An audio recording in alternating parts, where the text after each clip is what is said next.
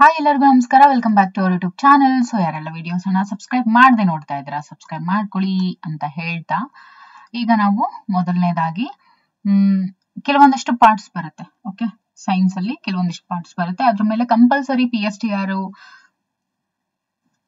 TET, CTET ಜೊತೆಗೆ GPSTR ಅದರಲ್ಲಿ very important ಕ್ವೆಶನ್ಗಳು ಅವು ಆಗಿರ್ತವೆ. ಸೊ ಅದನ್ನ ನೀವು ತಿಳ್ಕೊಂಡ್ರೆ ಎಲ್ಲೇ MCQs ಬಂದ್ರು ನೀವು ಈಸಿಯಾಗಿ ಸಾಲ್ವ್ ಮಾಡ್ತಾ ಹೋಗ್ತೀರಾ. ಓಕೆ, ಮೊದಲನೇದಾಗಿ ಒಡಕು ಉಂಗುರಗಳು. ಈಗ ಆಲ್ರೆಡಿ ಯಾರೆಲ್ಲ MCQs ನ ಸಾಲ್ವ್ ಮಾಡಿರ್ತೀರ, ಒಡಕು ಉಂಗುರಗಳು ಎಲ್ಲಿ ಬರುತ್ತೆ ಅನ್ನೋದು ನಿಮಗೆ ಗೊತ್ತಾಗಿರುತ್ತೆ. ಓಕೆ, ಸೊ ವಿದ್ಯುತ್ ಮೋಟಾರ್ಗಳಲ್ಲಿ ನಾವು ಎಲೆಕ್ಟ್ರಿಕ್ ಮೋಟಾರ್ ಅಂತ ಏನ್ ಹೇಳ್ತೀವಿ, ಅದರಲ್ಲಿ ಒಡಕು ಉಂಗುರಗಳು ನಮಗೆ ಕಂಡು ಬರುತ್ತೆ. ಹೌದಲ್ವಾ?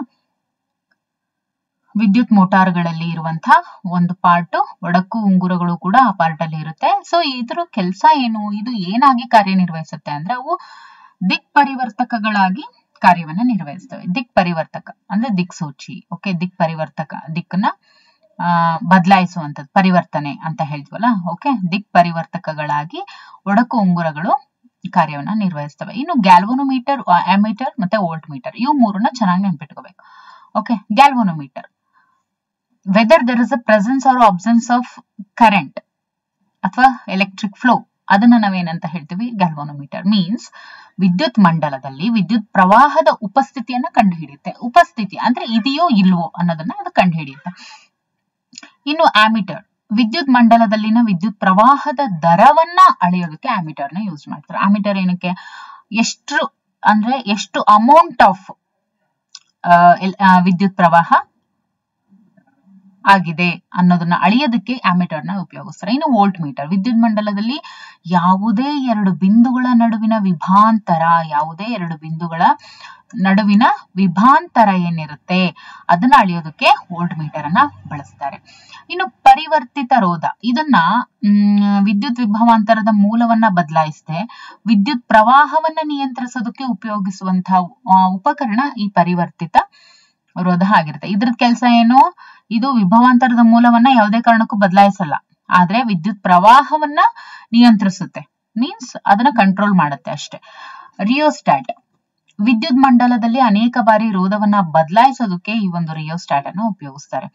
ವಿದ್ಯುತ್ ಫ್ಯೂಸ್ ಅಂದ್ರೆ ಏನು, ಫ್ಯೂಸ್ ಅನ್ನ ಏನಕ್ಕೆ ಉಪಯೋಗಿಸ್ತಾರೆ, ವಿದ್ಯುತ್ ಪ್ರವಾಹವು ಮಂಡಲದ ಮೂಲಕ ಪ್ರವಹಿಸಿದಾಗ, ಅಂದ್ರೇನು, ನಿಗದಿತ ಪ್ರಮಾಣದಕ್ಕಿಂತ, ಅಂದ್ರೆ ಇವಾಗ ಹೈ ವೋಲ್ಟೇಜ್ ಅಂತ ಹೇಳ್ತೀವಿ. ಹೌದಲ್ವಾ?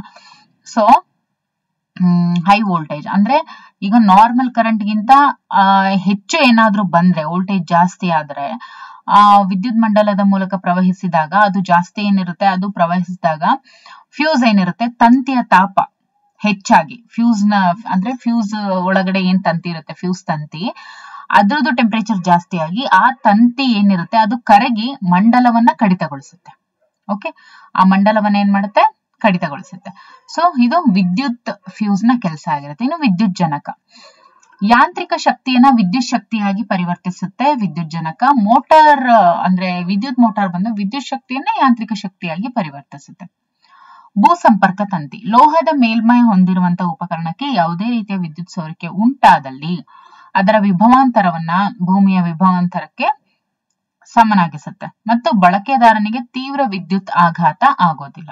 ಓಕೆ, ಇನ್ನು ಓಝೋನ್ ಪದರ, ಇದ್ರದ್ ಕಾರ್ಯ ಏನು, ಸೌರ ಬೆಳಕಿನಿಂದ ಬರುವಂತಹ ನೇರಳಾತೀತ ವಿಕಿರಣದಿಂದ ಭೂಮಿಯ ಮೇಲ್ಮೈಯನ್ನ ರಕ್ಷಿಸುವುದು ಓಝೋನ್ ಪದರದ ಕೆಲಸ ಆಗಿರುತ್ತೆ. ಇನ್ನು ಸೌರ ಕುಕ್ಕರ್, ಸೌರ ಜಲತಾಪಕ ಅಂದ್ರೆ solar cooker, solar water heater, ಇವುಗಳನ್ನ ಕೆಲಸ ಏನು, ಸೌರ ಶಕ್ತಿಯನ್ನ ಉಷ್ಣ ಶಕ್ತಿಯಾಗಿ ಅಂದ್ರೆ ಸೋಲಾರ್ ಎನರ್ಜಿಯನ್ನ, ಸನ್ ಎನರ್ಜಿಯನ್ನ ಹೀಟ್ ಎನರ್ಜಿಯಾಗಿ ಪರಿವರ್ತಿಸುವಂತ ಸಾಧನಗಳು. ಇನ್ನು ಸೌರ ಫಲಕ ಅಥವಾ ಸೌರ ಕೋಶ, ಸೋಲಾರ್ ಸೆಲ್ ಅಂತ ಏನ್ ಕರಿತೀವಿ, ಸೋಲಾರ್ ಸೆಲ್ ಬಂದ್ಬಿಟ್ಟು ಏನ್ ಮಾಡುತ್ತೆ, ಅದು ಏನ್ ಮಾಡ್ತವೆ, ಸೌರ ಶಕ್ತಿಯನ್ನ ವಿದ್ಯುತ್ ಶಕ್ತಿಯಾಗಿ ಪರಿವರ್ತಿಸುವಂತಹ ಸಾಧನಗಳು ಅವು ಆಗಿರ್ತವೆ. Okay, clear? ಎಸ್, ಈಗ ನೋಡೋಣ ಮಾನವನ ಕಣ್ಣಿನ ಭಾಗಗಳು ಮತ್ತು ಕಾರ್ಯಗಳು. ಓಕೆ, ಮಾನವನ ಕಣ್ಣಿನ ಭಾಗಗಳು ಮತ್ತು ಕಾರ್ಯಗಳು.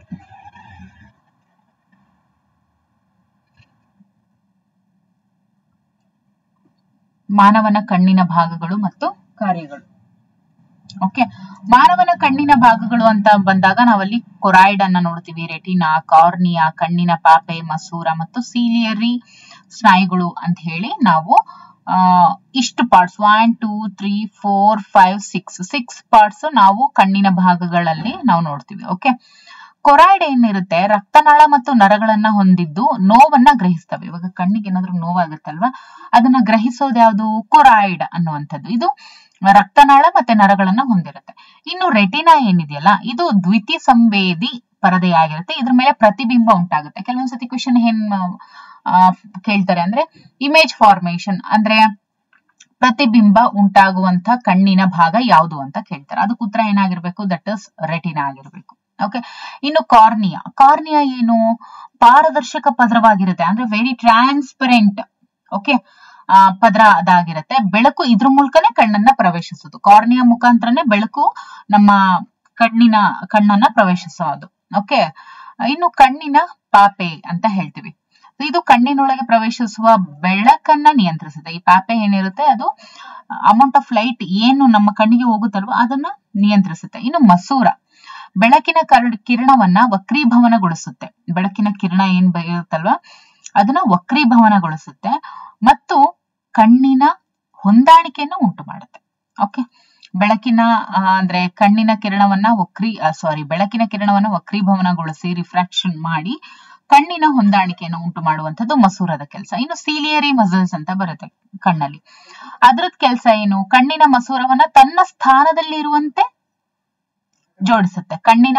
ಕಣ್ಣಿನ ಮಸೂರ ಏನಿರುತ್ತೆ ಅದು ತನ್ನ ಸ್ಥಾನದಲ್ಲಿ ಇರುವಂತೆ, ಅಂದ್ರೆ ಸೀಲಿಯರಿ ಮಸಲ್ಸ್ ಅಂತ ಏನ್ ಹೇಳ್ತೀವಿ, ಕಣ್ಣಿನ ಮಸೂರವನ್ನ ತನ್ನ ಆ ಒಂದು ಸ್ಥಾನ ಏನಿರುತ್ತೆ ಅದರಲ್ಲೇ ಇರ್ಬೇಕದು.